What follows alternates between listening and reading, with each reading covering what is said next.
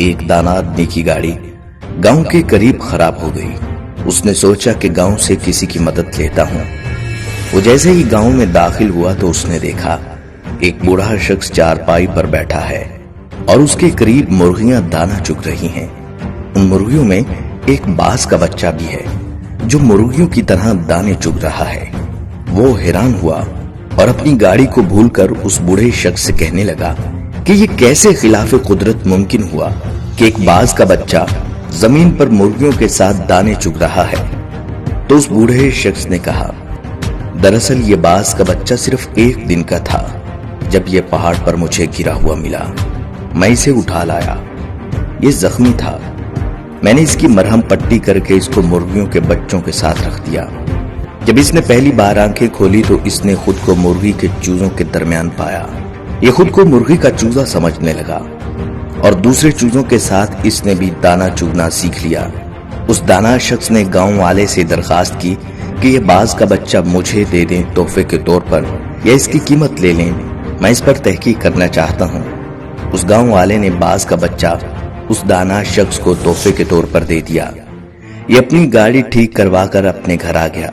वो रोजाना बाज के बच्चे को छत से नीचे फेंक दिया करता, मगर वो बाज का बच्चा मुर्गी की तरह अपने परों को सुकेड़ कर गर्दन में छुपा लेता। वो रोजाना बिला नागा बाज के बच्चे को अपने सामने टेबल पर बिठाता और उसे कहता, तू बाज का बच्चा है, मुर्गी का बच्चा नहीं, अपनी पहचान कर। इसी तरह उसने कई दिन तक उर्दू, पंजाबी, सिंधी, सराइकी, पश्तो हर जुबान में उस बच्चे को कहा कि तू बाज का बच्चा है, मुर्गी का नहीं, अपनी पहचान कर, अपने आप को पहचानने की कोशिश करो।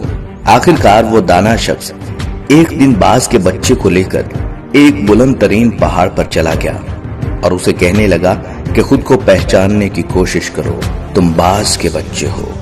और उस शख्स ने यह कहकर बाज के बच्चे को पहाड़ की बुलंदी से नीचे फेंक दिया। बाज का बच्चा डर गया और उसने मुर्गी की तरह अपनी गर्दन को झुकाकर परों को सुकेड़ लिया और आंखें बंद कर ली। थोड़ी देर बाद उसने आंखें खोली तो उसने देखा जमीन तो भी बहुत दूर है।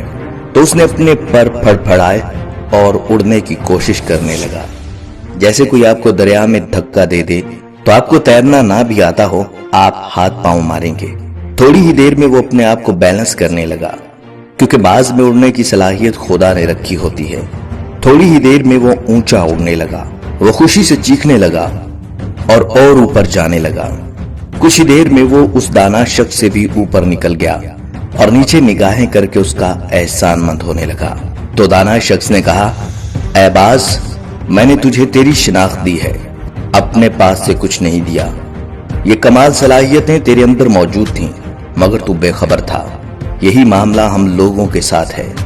हमारी एक खास शनाख्त है, हम एक खास उम्मत के अरकान हैं। हम एक ऐसी कौम से हैं जिसने सारी दुनिया पर हुकूमत की।